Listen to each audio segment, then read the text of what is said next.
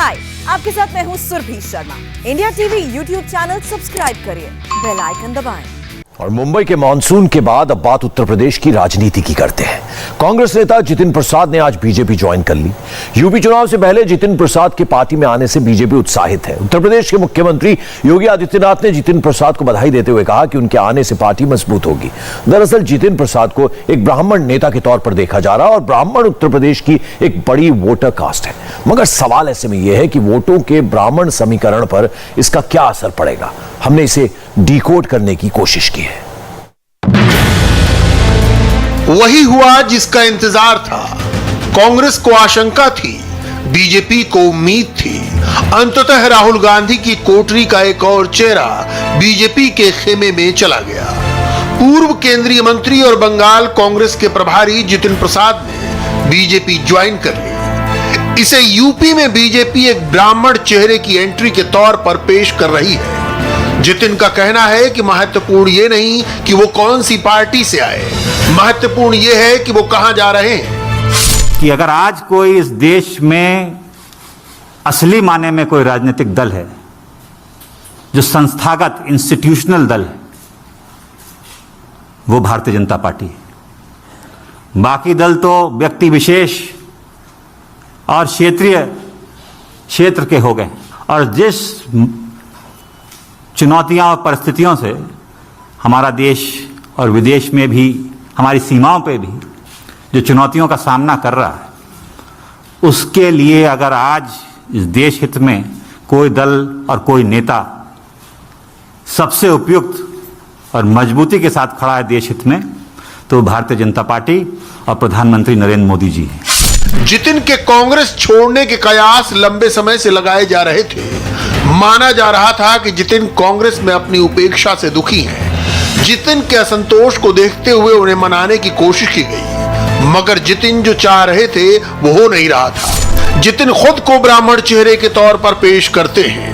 UP में ब्राह्मणों की संख्या 12 से 14% के करीब है। जितिन ने इसीलिए ब्राह्मण चेतना मंच का भी गठन किया। ब्राह्मण चेतना मंच हर साल अपना आयोजन करता है, मगर गांधी परिवार ने जितिन को ब्राह्मण नेता के तौर पर पेश नहीं किया। हालांकि कांग्रेस से जितिन प्रसाद के पीढ़ीगत जुड़ाव के चलते उन्हें मौके दिए गए। यूपीए सरकार में उन्हें मंत्री बनाया गया।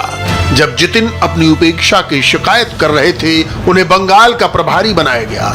मगर जितिन प्रसाद को शिकायत है कि वो कांग्रेस में रहकर अपने लोगों की सेवा नहीं कर पा रहे थे। जिस दल में मैं था, मुझे ये महसूस होने लगा कि हम लोग राजनीति में हैं और राजनीति एक माध्यम है, दल भी माध्यम है। अगर आप अपने लोगों के हितों की रक्षा नहीं कर सकते, उनके लिए काम नहीं आ सकते, तो आपका राजनीति और दल से में रहने में क्या औचित्य है।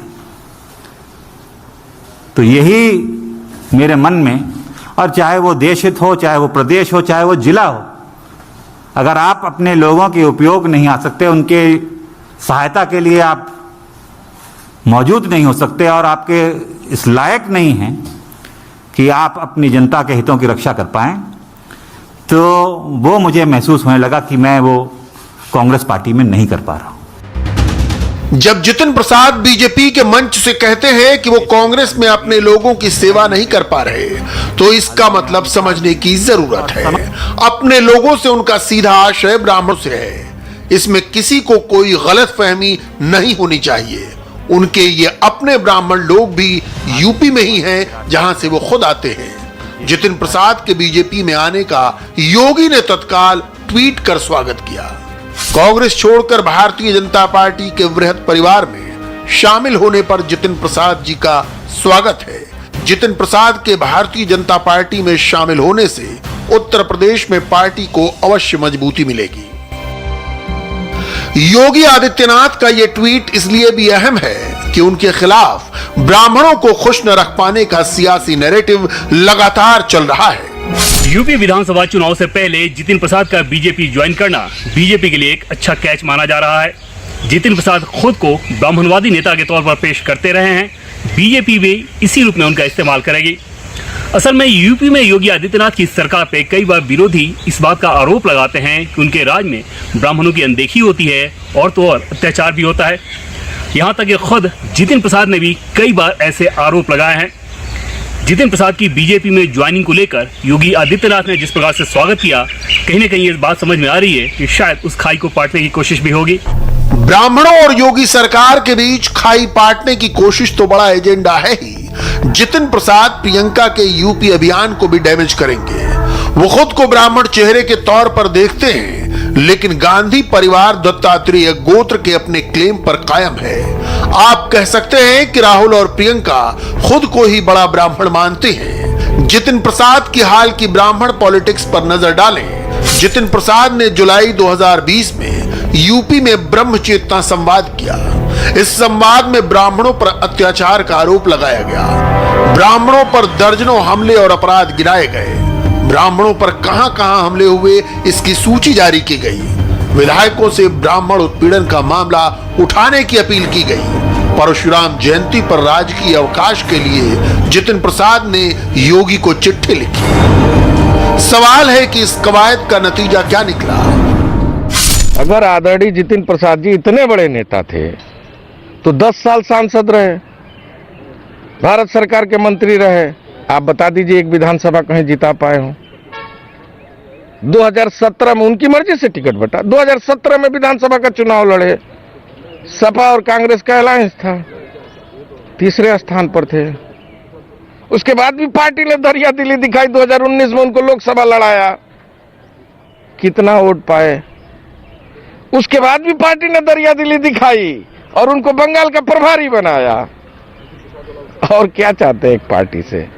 मैं समझता हूं उनका नाम पहचान, उनके पिता का नाम पहचान कांग्रेस पार्टी ने पैदा किया है।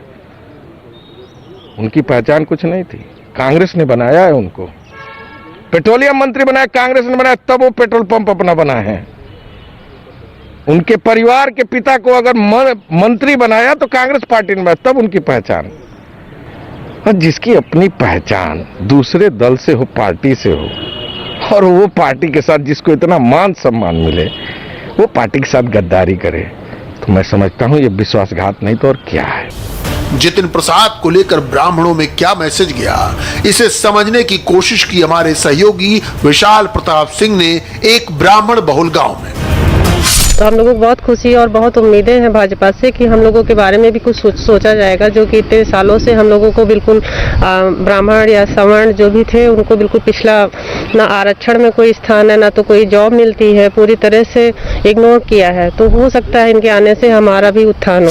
ब्राह्मण समाज को तो लाभ मिलेगा ही मिलेगा, क्योंकि जितने भी ब्राह्मण हैं, अन्य जाति के लोग हैं, वो भी सब जुड़ रहे हैं बीजेपी में, और इनके आने से एक नया मैसेज दिया है उत्तर प्रदेश की जनता को, तो ये बहुत फायदेमंद है इनका आना। ब्राह्मण समाज तो शुरू से ही मतलब बीजेपी के साथ ही रहा है, लेकिन इनके आने से निश्चित रूप से कुछ ना कुछ फायदा जरूर मिलेगा। जो थोड़ी सी डैमेज हुआ था बीच में, वो रिकवर होगा इससे। क्या डैमेज हुआ था ऐसा? जैसे कि बीच में काफ़ी वो चला था ह्यूमर की विकास दुबे वाले कांड के बाद से थोड़ा सा ब्राह्मणों में वो फैला था नाराजगी, लेकिन वो थोड़ा थोड़ा धीरे धीरे डैमेज हो, कंट्रोल इससे होगा। हालांकि बीजेपी के पास यूपी में ब्राह्मण नेताओं की कमी नहीं है।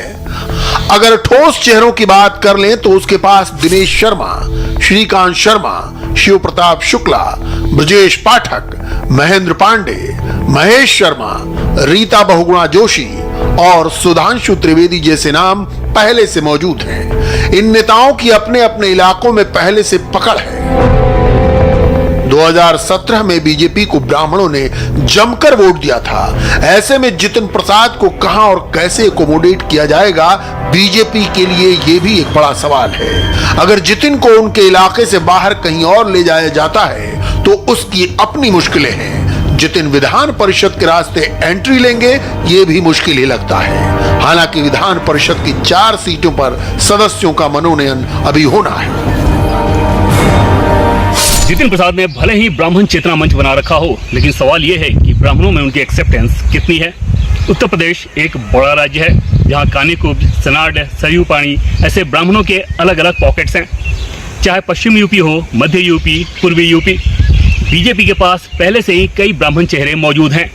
ऐसे में फिलहाल तो यही लग रहा है कि जितिन प्रसाद विरासत के नाम पर एक बड़ा चेहरा है, लेकिन पार्टी में अपनी असली उपयोगिता तब साबित कर पाएंगे जब बीजेपी को सीट और वोट दिला सकें।